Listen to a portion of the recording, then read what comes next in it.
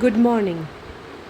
आज हम MA final history में चलने वाले टॉपिक सातवाहन साम्राज्य के बारे में पढ़ेंगे। सातवाहन साम्राज्य जो है उसका जो इतिहास है, इस वंश का जो इतिहास है, इसको जानने में पुराण, अभिलेख तथा मुद्राएं विशेष उल्लेखनीय हैं। पुराणों की अगर बात की जाए तो इसमें मत्स्य पुराण और वायु पुराण विशेष रूप से अवलोकनीय हैं। क्लासिकल लेखकों में प्लिनी, टॉलमी तथा पेरिप्लस के विवरण भी महत्वपूर्ण हैं। दक्षिणात्य में सातवाहनों की शक्ति लगभग 4.5 शताब्दियों तक बनी रही। इतने लंबे समय तक भारतीय इतिहास के किसी भी अन्य राजवंश ने अबाध रूप से शासन नहीं किया। अब बात की जाए कि सातवाहनों की उत्पत्ति जो है वो कैसे हुई, तो उसके संबंध में अलग अलग जगह अलग अलग मत देखने को मिलते हैं। पुराणों में सातवाहन वंश को आंध्रभृत्य तथा आंध्र जातीय कहा गया है। इनका अन्य नाम शालिवाहन वंशीय भी साहित्य में मिलता है। ऐत्रेय ब्राह्मण में आंध्र निवासियों को अनार्य कहा गया है। महाभारत में इनको मलेच्छ तथा मनुस्मृति में वर्णशंकर तथा अंत्यज कहा गया है। पुराणों में सातवाहनों को वृषल यानी कि निम्न कुल का कहा गया है। सातवाहनों के जो मूल निवास स्थान है उसके संबंध में भी अलग अलग इतिहासकार अलग अलग बात बताते हैं। जैसे कि स्मिथ, भंडारकर, रेप्सन जैसे इतिहासकार जो हैं उनका मानना है कि इनका जो सातवाहनों का मूल निवास स्थान है वो आंध्र प्रदेश था। वहीं पर जो खिंतवर महोदय हैं वो वेल्लारी जो कर्नाटक है वो इनका मूल निवास स्थान बताते हैं। और प्रोफेसर मिरासी जो हैं वो बरार इनका सातवाहनों का मूल निवास स्थान बताते हैं। वहीं डॉक्टर राय चौधरी जो हैं वो मध्य प्रदेश का जो दक्षिणी भाग है, तेलंगाना के कोंडापुर में से भी सातवाहनों की बताते हैं कि ताम्र मुद्राएं मिली, तो इस वजह से इसे सातवाहनों का मूल निवास स्थान बताते हैं। इस प्रकार अधिकांश विद्वान जो हैं वो महाराष्ट्र को सातवाहनों का मूल निवास स्वीकार करते हैं। सातवाहनों के अधिकांश अभिलेख तथा मुद्राएं महाराष्ट्र जो है वहाँ से प्राप्त हुई है। सातवाहन की पहचान इस वंश के संस्थापक शिमुक से की जा सकती है। सातवाहन शासक शिमुक का एक रिलीफ चित्र तथा सातकर्णी प्रथम की रानी नागनिका का लेख तथा सातवाहनों के प्रारंभिक देवकुल के अवशेष महाराष्ट्र के नाना घाट से प्राप्त हुए हैं। सातवाहनों की राजभाषा प्राकृत थी तथा उसके समस्त अभिलेख आद्य महाराष्ट्री प्राकृत में लिखे गए हैं। समस्त प्रमाणों से यह निष्कर्ष निकाला जा सकता है कि सातवाहनों ने जो सातवाहन थे इन्होंने अपने राज्य की शुरुआत पश्चिमी दक्कन के प्रतिष्ठान यानी कि पैठन से शुरू की तथा बाद में जो पूर्वी दक्कन, आंध्र तथा पश्चिमी तटीय क्षेत्र तक अपने साम्राज्य का विस्तार किया। वायु पुराण का कथन है कि आंध्र जातीय शिमुक कण्व वंश का जो अंतिम शासक था सुशर्मा, उसकी हत्या करके पृथ्वी पर शासन करेगा। इसलिए ये तो निश्चित है कि सातवाहन वंश का संस्थापक शिमुक या जिसे कहीं कहीं सिंधुक भी कहा गया है वह था।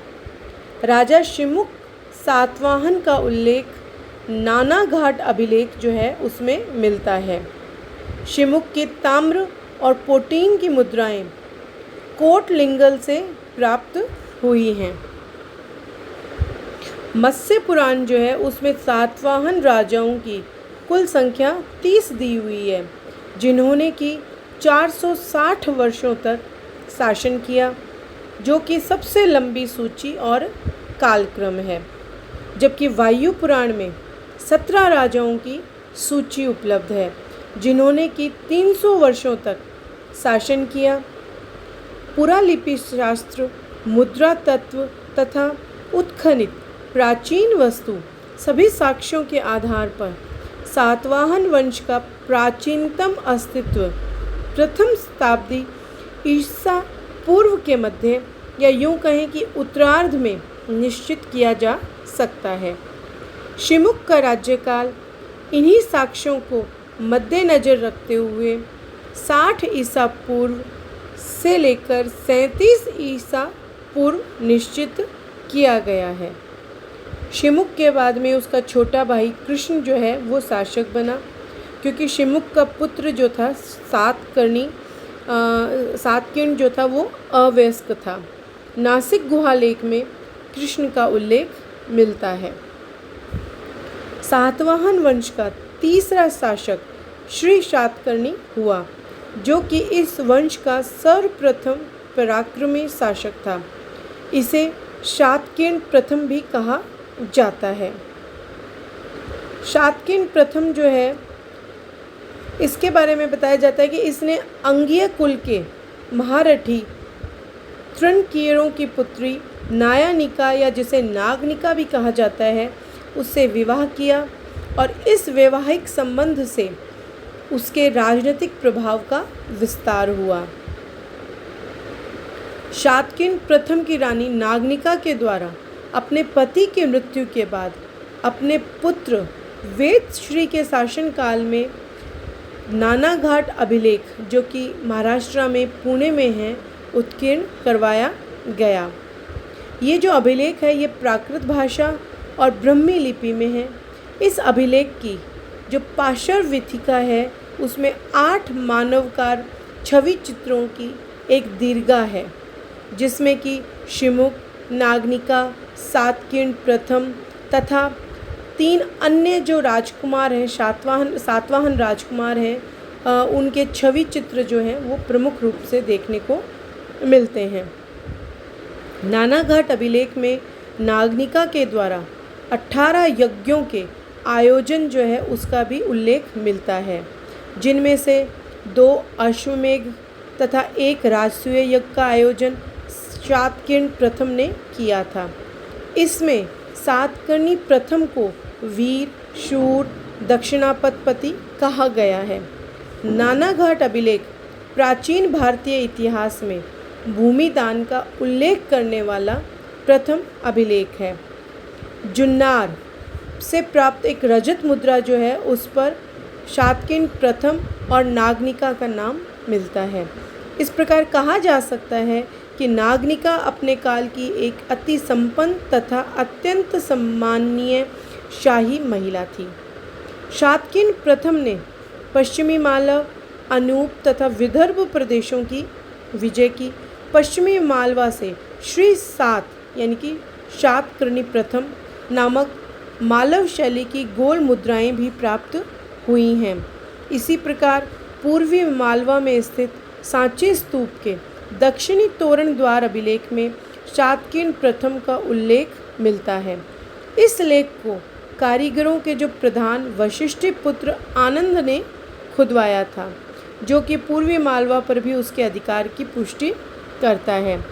वहीं विदिशा, यहाँ से भी शातकिन प्रथम की मुद्रा मिली है, जो कि विदिशा पर भी उसके अधिकार की पुष्टि करता है।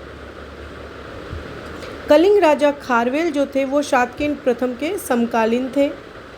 हाथी गुम्फा अभिलेख के अनुसार खारवेल ने अपने शासन के दूसरे वर्ष सातकिन की परवाह न करते हुए पश्चिम की ओर सेना भेजी। संभवतः है शातकिन ने इस आक्रमण का प्रबल प्रतिरोध किया था। शातकिन जो है उसने प्रतिष्ठान को साम्राज्य की राजधानी बनाकर शासन किया। उसे प्रतिष्ठानपति भी कहा जाता है। उसने ब्राह्मणों तथा बौद्ध भिक्षुओं को भूमि दान देकर धार्मिक सहिष्णुता का परिचय दिया। शातकर्णी प्रथम की मृत्यु के बाद सातवाहनों की शक्ति कमज़ोर पड़ गई। नागनिका ने अपने 2 अल्पवयस्क पुत्रों वेदश्री तथा शक्तिश्री की संरक्षिका के रूप में शासन किया। चूँकि शातकर्णी प्रथम के निर्बल उत्तराधिकारी थे, इसी वजह से उन्हें शकों के नवीन खतरे का भी सामना करना पड़ा। अतः सातवाहनों और शकों में एक लंबा संघर्ष चला। दोनों के मध्य संघर्ष के केंद्र में भृगुकच, कल्याण और सोपारा के बंदरगाह, ये सब जो है पश्चिमी तटीय क्षेत्र में स्थित थे और इनका वाणिज्यिक व्यापारिक महत्व था। इन्हें लेकर भी संघर्ष चला। इसके अतिरिक्त पूर्वी मालवा का जो क्षेत्र था, जहाँ क्योंकि यहाँ पर हीरों की खान थी, इसलिए इस मालव क्षेत्र पर अपना नियंत्रण रखने के लिए भी शक सातवाहन संघर्ष जो है वो सक्रिय रहा। पश्चिमी भारत में शकों की शहरात वंशीय शाखा की स्थापना हुई। शहरात शब्द जो है ये दो ईरानी शब्दों शहर यानी कि राज्य और राज्य यानी कि रक्षक से मिलकर बना है, जिसका अर्थ है राज्य का रक्षक। इस वंश का संस्थापक जो था वो भूमक था। भूमक की मुद्राएं हमें मालवा, गुजरात, काठियावाड़ से प्राप्त होती हैं। स्पष्टतः इन प्रदेशों को भूमक ने सातवाहनों से ही प्राप्त किया था। भूमक का उत्तराधिकारी नहपान जो था वो शहरात शासक जो था ये सबसे शक्तिशाली था। नहपान का शाब्दिक अर्थ प्रजा का रक्षक होता है। उसने सातवाहनों को दक्षिण की ओर खिसका दिया। नहपान के 3 अभिलेख प्राचीन गोवर्धन या नासिक से मिले हैं। इस प्रकार हम देखते हैं कि ये जो शक सातवाहन संघर्ष था, इसमें नहपान जो है इसने सातवाहनों को काफ़ी नुकसान पहुंचाया।